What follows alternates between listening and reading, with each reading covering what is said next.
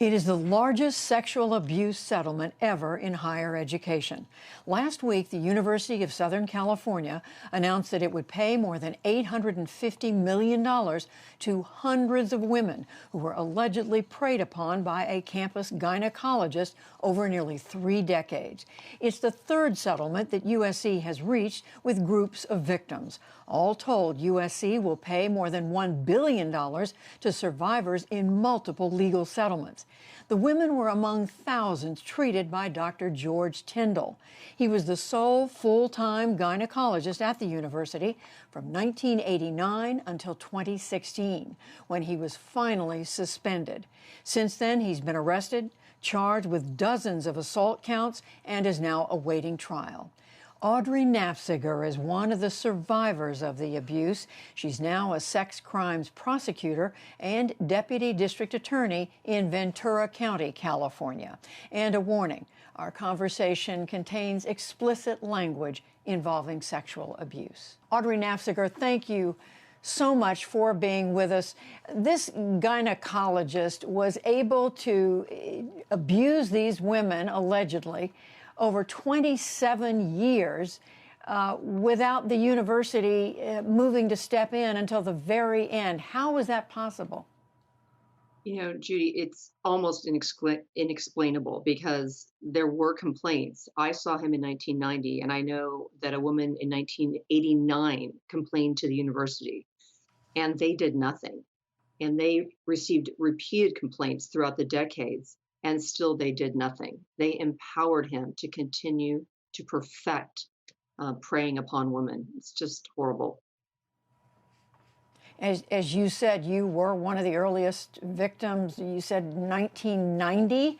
What happened to you, and what happened when you, how did you deal with it? I saw him in 1990, and I went to the health center. He invited me into his room. He closed and he locked the door. I had very little experience with these types of medical exams, so I didn't know what to expect.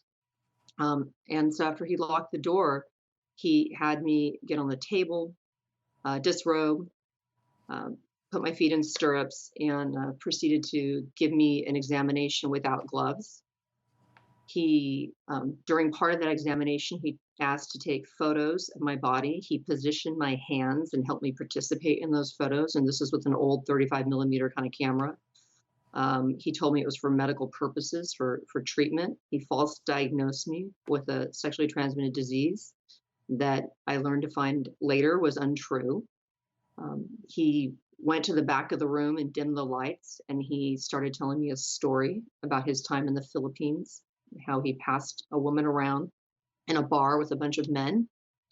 I mean, it's just unbelievable. He told me how they were performing oral sex on her, and he kept asking me over and over again from the back of the room in the dark, Audrey, what do you think of this? What do you think of this? And he kept saying my name over and over again. And I just wanted to crawl up into a little ball and disappear. I didn't know what to make of that. I didn't know if he was coming to get me. I didn't understand at the time what was going on. It was very frightening, frightening experience to endure. I later took my records with me when I graduated in 1992 from SC Law, and I carried them with me, and I promised myself that I would report him one day, and I never did. Like so many other survivors of these types of offenses, I didn't know if anyone would believe me. It was just me and him in a room. And later, when I opened my file, I saw that the record was negative, that he had done a lab test on me and it came back negative. And all of that was a big lie. And there were so many other women who had experiences as bad as yours and even worse. Absolutely. I've met several survivors where he tried the exact same tactic. And as a sex crimes prosecutor, I'm well aware that sexual predators will perfect their craft over time, and they'll keep doing the thing that works so that they can get to victims. They groom victims. They find ways of having access to them.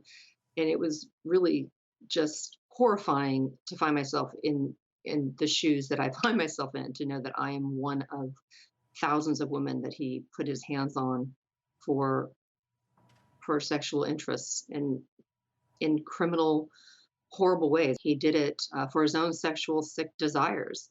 And the university basically backed him for all those years. Women young enough to be my daughters were his most recent victims. It's just unbelievable.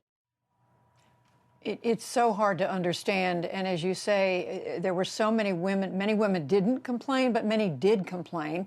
And women who worked in his office as nurses or aides, they also complained. And yet these complaints were turned away. They weren't heeded, listened to by the university. We don't, is there any explanation for why?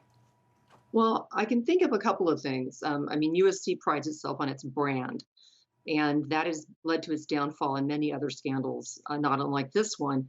But I will say this, the board of USC, I believe, agreed, and the president, I think he backed it, paying Dr. Tyndall $200,000 to leave before the case broke. And the people that were making the bad decisions, there weren't women, there weren't minorities, there weren't stakeholders, there wasn't diversity, there wasn't a voice. I think that should be examined in this case. I think it's a problem. There's also reporting, Audrey Nafziger, that he particularly singled out Asian American women. What do you know about that? One of my dear friends is Asian American. She's a survivor. She's also one of the charged victims in the criminal case. The things that he told her, the way he approached her, and he used her race against her, because she's told me, I am not obviously Asian American, but she has told me that in her culture, they don't talk about sex. And if women were going in college to get birth control, which was one of the main reasons people saw him, they couldn't talk to their parents about it because they shouldn't even be having sex outside of marriage. So they were particularly vulnerable to him. And I think he knew that. And I think he exploited that. And that's what predators do. They pick their population and they exploit their vulnerabilities. And that's what he did here. And given all that has happened, Audrey Nafziger, what more does USC need to do? Well, they're going to have to diversify their board, and they need to change the makeup of the people that make the most important decisions. And they really have not done that yet. That needs to change, and it needs to change right away. USC should reveal their internal investigation. They promised to do so. They did an internal investigation, and I think that would show us all the people who knew and stood by and did nothing. And I think those people need to be held to account. That would be meaningful to me. I think it would be meaningful to all of the survivors. Other cases like this, like Larry Nassar and Penn State, other people were held to account, criminally charged, and sent to jail. And a lot of people stood by and allowed this to happen. I'd like to know who they are and why they didn't do anything. Such a disturbing and painful story. Audrey Nafziger, thank you very much. Thank you. And USC is not the only major university in Los Angeles dealing with this issue.